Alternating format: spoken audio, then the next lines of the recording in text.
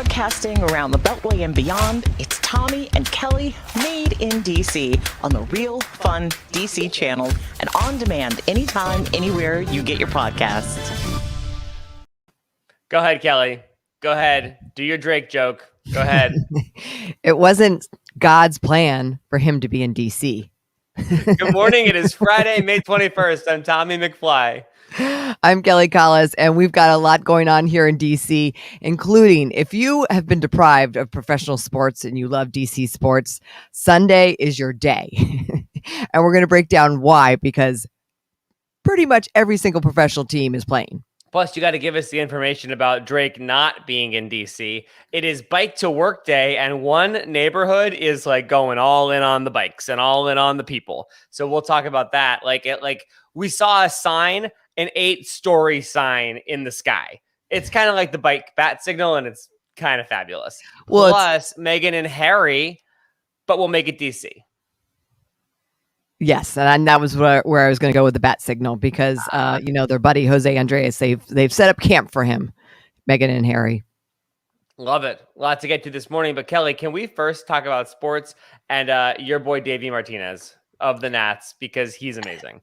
I know the story is a couple days old by now, but like this moment of him just having a total fit about a call for Trey Turner making it to first base and being thrown out of the game. It was in Chicago. Nats were playing the Cubs, and literally they're saying that Davey Martinez is one of the few Nats players that has stolen first base.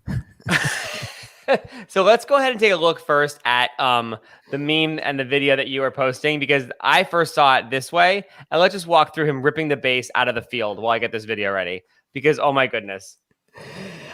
Yeah. So, once the manager goes onto the field when the game is going on, when there's actually an active play, you're automatically thrown out. So what I love about it is that he's already been thrown out of the game for this very controversial call.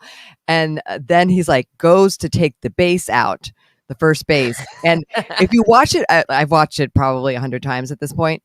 He struggles a little bit because those bases are in there really tight, because you can imagine how much activity they get, right? Yeah, like people totally sliding into them and bouncing on them. So there was a half a second where I was like, I don't know if he's going to be able to pull it out, because typically there's like a tool that you use to kind of pop out the first base. Rips it, kicks it, moves it on. And then in the post-game conference, he talked all about it. Honestly, I am beside myself now with this whole, out of the baseline thing. I really am. I mean, I think it's awful.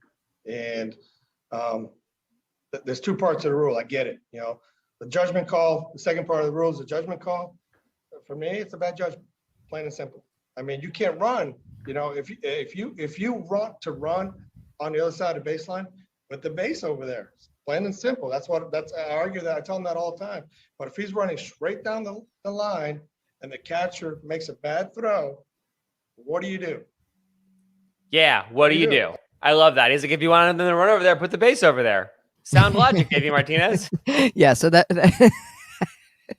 it's all over runner interference. It's just so good. And and of course you remember during Game 6 of the World Series when he was thrown out of that, they're making lots of comparisons to to him, because he's got a little bit of a temper. Yeah. He's got some heart issues, but he seems like, what I also love is that afterwards at the press conference, he still was angry, right? Like I think he was thrown out in the 7th. So we're talking, it was a good hour or so later. He's still fired up about it. And another thing about the first base.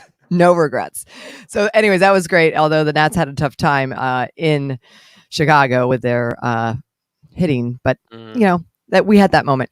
But there's so much stuff happening. If we're going to talk about, the Nats are playing the Orioles this weekend here in DC, the Beltway battle. And what's really cool is the weather's going to be great. It's sort of like the mask policy has changed at Nats Park, where if you're vaccinated, you don't have to wear your mask. Love it. But also, like many stadiums around the country, today before the game, they're going to be administering shots, Johnson & Johnson 1-dose shots, right as you enter, getting your one and done, and you get a little prize pack too. Oh, cool. Make it convenient, make it happen. That's awesome. And you can then not have I love that vaccinated folks who are fully vaxxed don't have to wear their mask at the park. Love it. Love Right. it, love it, love it. Unfortunately, not the people that are getting their vaccine today because they have to wait the whole 2 weeks thing to be fully vaxxed. But yes. Yeah, but then when they come back, they'll get their, they'll be able to go maskless and also have a lot of other opportunities in society these days if you're vaccinated. For sure. And we have to talk about our Wizards. Mm-hmm. They are going to the next round of playoffs. They won their game last night, which triggered them. It was sort of like a wild card setup. So it triggered them to go play the first seed in the East, which is Philadelphia, the 76ers. So that series kicks off on Sunday. And while the Wizards, that game is at 1:00, they're going to be away in Philadelphia. Because the Wizards won, literally all teams are playing that have a season on Sunday. Wizards, Nats, Caps, DC United, and Mystics are all playing on Sunday, kind of like within a 6-hour time range from like 1 to 7. You got professional sports galore. And in the district today, you can go sit at a bar. I feel like someone needs, like, if I'm Walters or if I'm like Mission and Navy Yard, I'm like, these bar seats are $4,000. You'll have all the TVs and you can have all day long. You can sit here. Well, it's funny you say that because both the Nats and DC United, which is their stadiums are right next door to each other, are home games. So you can expect if you're heading anywhere towards the Navy Yard on Sunday with the perfect weather, it's going to be a party. Love to hear about it. Also, are you going to be going to a bar, Kelly? Are you bellying up? What are you doing? What do you mean, this weekend? Like now that you can, like, what's the first bar you're going to? Well, I'm actually going to head to the Delaware Shore. So that's how I'm going to celebrate the reopening, because down there is similar thing. They have reopened and it is time to party. Hence the rainbow shirt. I should have known. Yes. And the flip-flops. Kelly's ready for Rehoboth. She's ready to go to Poodle Beach. Well, what about you, Tommy? I think I want to go to Old Ebbitt. I think I want to go to the back bar of Old Ebbitt if it's available. Really? No outdoor? You're kind of over the outdoor seating? No, I like air conditioning. But also, like, the whole idea is like to go into a bar and sit at a like wooden bar and have a bartender make nice jokes while you drink drinks. It just sounds amazing to me. That's a good choice. Yeah. Classic DC. Yeah, like the back bar of Old Ebbitt is. I've got so many memories in that place. And that's where I want to have my first like indoor drink. Okay. Good I'm choice. sure I'm not the only person who's thought of that, so it's probably going to be like throwing elbows to get in there. But I'm willing to fight for what's right. It's exciting for sure. Or I can just say on social media, "Hey, Drake's going to be in town, not at Old Ebbitt," and then I'll just go over to Old Ebbitt when everyone goes to see Drake. Okay, did you see this story unfold? It was sort of a weird social media phenomenon. There was rumors that Drake was going to be in Columbia Heights in DC filming a music video for Nicki Minaj's new song, Seeing Green. And I have all these details because there was a flyer that was circulating, so much so that the flyer was actually passed out to some of the apartment buildings to give them a heads up because the roads would be closed or there would be some traffic issues. Mm-hmm. So people were kind of freaking out and crowds did get together kind of like waiting for him to show up. Well, and they're talking about it was at the intersection of 14th and Kenyon, which if you're familiar with Columbia Heights, is like where the Target is and that plaza is and the giant grocery store. So and lots of traffic already. Yeah. Lots of traffic already. A weird intersection. So you could think like if they were going to do a video in Columbia Heights, it does have like space that you would do it. And it's got a vibe and it's got all the things. Right. So, and you're not blocking the metro, which is 1 block down. So therefore, like everyone's happy. But apparently that's not happening, Kel? Yeah. So DCist, this is all according to them. They did the deep dive. They called, first off, you called it the Office of Cable Television, Film and Music and Entertainment, which kind of runs the permitting for these types of things in DC. And they're like, we don't have anything on file. Then they took it like a good reporter would to figure out if Drake, is he signed with Warner Music? Because the flyer that went out was from Warner Music, and it turns out he nor Nicki Minaj are with Warner Music. So there's another reason why. And then also Drake was on TV because he was at a Lakers game, one of their playoff games, and he was, courtside as Drake does. So those things all kind of said, I don't think Drake's coming to DC. And because of this story and this like confusion, Kelly finally got to make a God's plan joke, which she has been hoping for quite some time. Yes, I have. Jonathan's like, you say Drake, I say where? Drake, where? Drake, not in DC. No. Sorry, Jonathan. I'm no. Sorry. But it does make you wonder about these like rumors that get started, because like what a simple thing that caused like people literally to like gather. National publications were reporting on it. The gossip mill was going, like it started quite a thing. The notice that they handed out looked like so unofficial that it could be official. Right. So you never know. Maybe next time. Also, let's take a quick pause here for 1 second. I got a comment on Facebook from Annie Lynn. Run that by us again. When can one get the shot? Okay. We got to make sure everyone's included here. Let's go. Anybody wants a shot, we'll give you the info. What do you got, Kel? Okay. This is directly from the press release. So the Bowser administration is working with the folks at Nats Park, and they're going to host Take the Shot.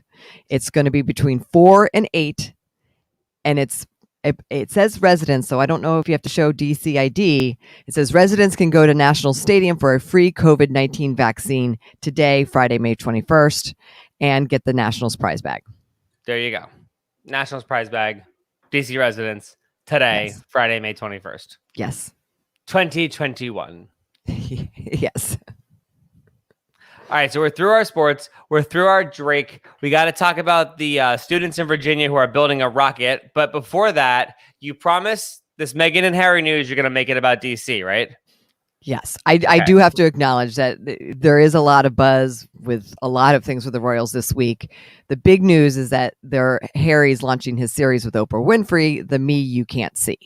On Apple Plus, launches today. It's a docuseries about mental health. Harry opens up about his struggles, Meghan's struggles. It's getting quite the headlines. Well, and also William and Harry came out and talked about that interview with their mom from back in the day. That like it seemed, I don't know enough about it, but it seems like I need to learn all about that.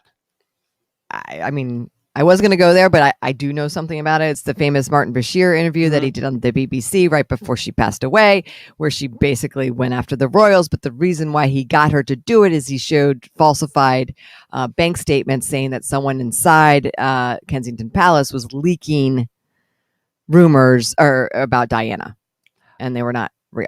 This is a big investigation that's been going on for over a year. Now the BBC's involved, and that's like BBC is like part of like the British government, and so he could actually be in some trouble because of it, right?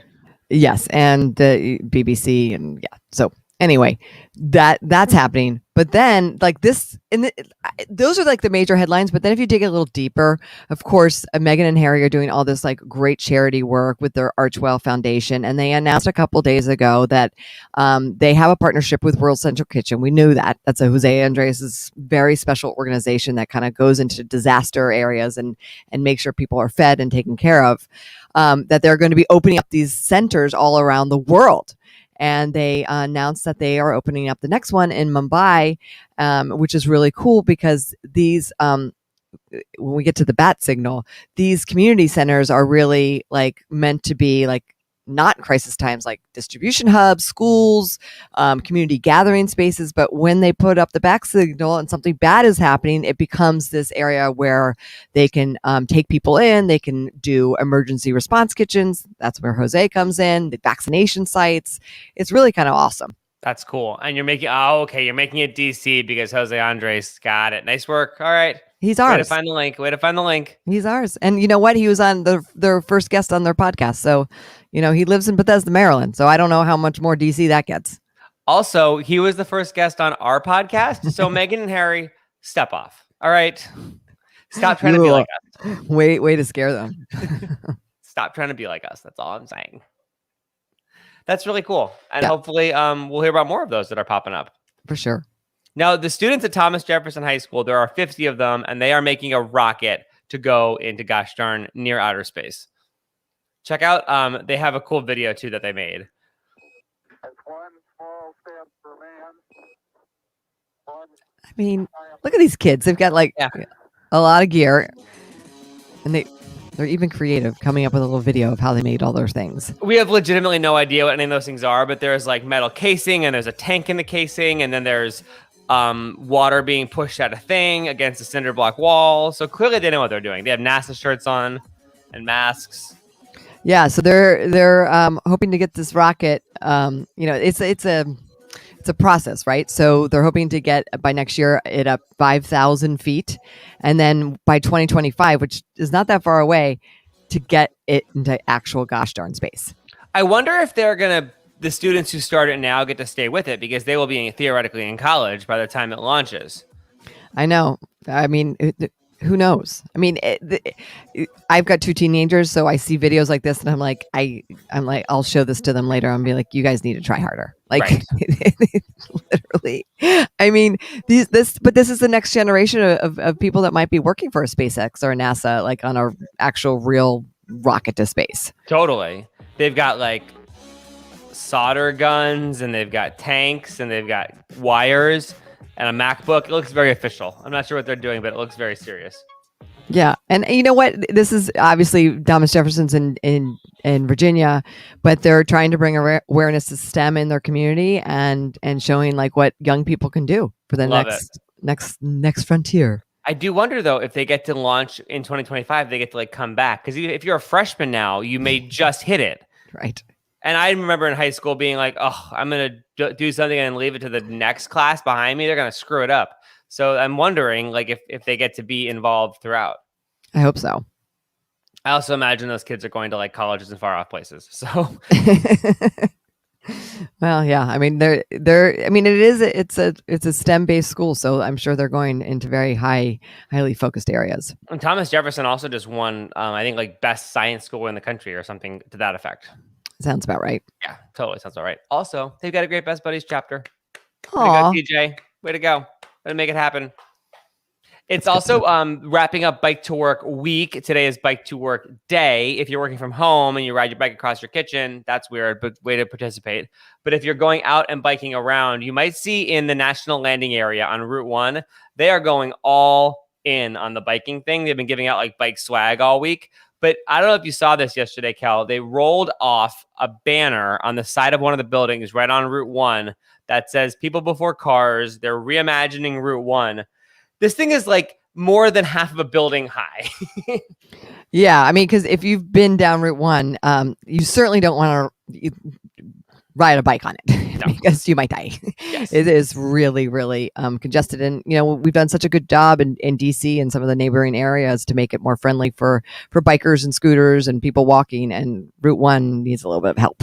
Especially at the intersection of like Route 1 and 23rd. What a poop show. What is even happening there? It's not a 4-way intersection. It's like a 7.5-way intersection. There's medians and there's traffic lights hanging over things. And sometimes you go and then sometimes you don't go. So like, my goodness, National Landing has its work cut out for it. But I love that it's like coming forward and we love working with them. We're a partner with them on some of their small business initiatives. But my goodness, we were out there on 23rd because we did a video at Agents in Style and we checked in on Freddy's. And I hadn't been to 23rd and Route 1 in a while. And you look around and you're like, but seriously, what's going on here? Like, what child with a crayon drew this map and thought this was okay? Yeah. Well, with the growth that's about to see with Amazon coming in and a bunch of others, they got to fix that. One lane swings to the left, another one dog legs back, another one goes diagonally forward. There's an arrow, there's the airport there kind of, and the other thing. And it's just like, what is happening? Yeah. If you're behind a car, an out-of-state tag car, which happens a lot these days as people are trying to travel, you're just like, okay, just give them some room because they need to figure this out. Yeah. No one gets out on their first try. I mean, just like, go ahead, I'll sit back. You do you, and I'll wait for you to finish. So I can't even imagine. I have never scootered or biked through there. I couldn't even imagine. Yeah. Yeah. So kudos to the people who are doing that, trying to be, good bicyclists and scooterists and pedestrians. And my goodness, I'm excited for the future that comes there with people before cars. I think it's awesome. Like, way to just plant your flag in the sand and be like, this is what we're doing. And we're doing it 80 feet in the air. Yes. So everyone can see. Mm-hmm. Another fun activity for this weekend, if you're not like hunting cicadas, you can also now check out some of the newly reopened museums. So today, the American History Museum opens, the American Indian Museum opens, and the National Zoo opens. So you get to see the brand new Panda if you got those tickets ahead of time. Odds are, if you're hearing us now talk about it, you didn't get tickets in time. But I think a word to the wise, if you want to go to these museums, like, go to the Smithsonian site now and pick a date in the future that you want to go and like help out future you. Yes. Yes. it's going to be an exciting weekend in Mhm. DC with everything reopening. And also check back on the site too, because as the capacities in the city and things like that bump, I know the Smithsonian is being very careful, but they're at like 20% now. But I think we're going to see their capacities bump as everything starts to bump. So I'm not sure. I believe they follow the federal government, not the district, but don't quote me on that. Well, the general rule, no matter where you're going, whether it's a bar or a museum or Nats Park this weekend, like you got to check their social media, you got to check their website because things literally are changing by the hour. Unless, of course, you check to go to a Drake video shoot, and then that doesn't matter at all. Hey, thanks for being with us today. If you want to catch up with other shows that we've done, I can't imagine why you wouldn't. You can go to Tommy and Kelly anywhere you get your podcasts and subscribe, or on the Real Fun DC app. You can experience all of our other shows. They are often better than us, and you can hear what they have to say too at the Real Fun DC app. We'll see you next time.